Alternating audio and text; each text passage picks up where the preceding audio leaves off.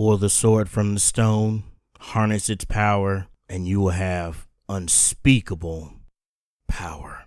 Hey, what's going on, everybody? You already know who it is. It's your favorite internet sweaty, your boy Mikey Savage 21, bringing you another movie review. And today I'm going to be looking at the 2017 fantasy epic film known as King Arthur: Legend of the Sword, which was directed and written by Mr. Guy Ritchie and stars Charlie Hunnam as the title character of King Arthur. And this basically is the retelling of Arthurian legends and how King Arthur came to be and how he pulled the sword from the stone and ultimately became the ruler that we heard he was. Now, I got a chance to watch this movie a couple of weeks ago, so I'm sorry this review is going actually up so late. But getting into the film, the first thing I want to talk about, like I actually mentioned when I did my first initial reactions to it on Twitter and on Facebook, was I thought Guy Ritchie's writing here was actually pretty spot on. Coming from a lot of Guy Ritchie films, the last one I actually saw would probably be Sherlock Holmes, I think it's called The Shadow Games, something like that. If not, definitely that was the last movie I saw by Guy Ritchie. I again loved his direction. I thought the cinematography and the way he set this up was amazing. The way he was in way to incorporate this Arthurian legend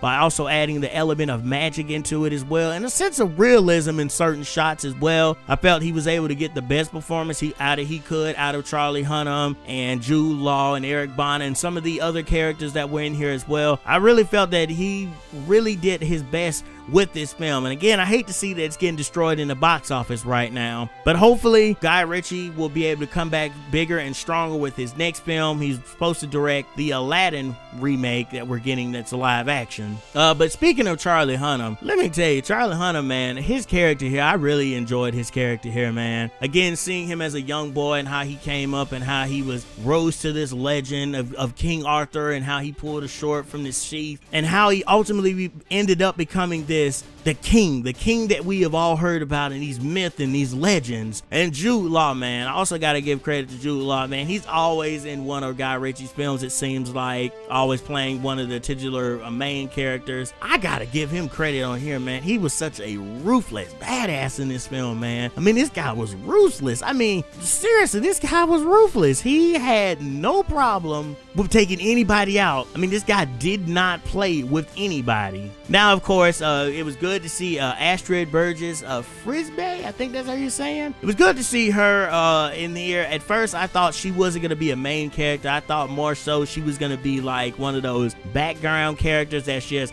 Charlie Hunnam's love interest, but I'm glad that they actually did something with her character. But no, everybody here came to play. Everyone brought their A game on this film, like I had mentioned earlier. I thought this was a real good film, but I will say there were certain parts that I could feel that Guy Ritchie had his Guy Ritchie-isms really out in full effect, and that kind of somewhat hurt the film a little bit, but not to the point where it really severely crippled the film. Like, you could tell that there were certain shots that were obviously done by Guy Ritchie. Now, one of the things that I will say here that was a negative for me was, again, the overall story itself felt, you know, a little jaded. I mean, at first I was like, okay, this is gonna be a straight up retelling of King Arthur, but done in a Guy Ritchie style, and it's definitely a Guy Ritchie style, especially with the fast chop cuts here and there, with certain action scenes, the way they played out. But I still felt like the script here could have been taken back and looked at just a little bit. I mean, those guys were delivering the lines as best as they could, but some of the lines for me felt a little bit flat. But again,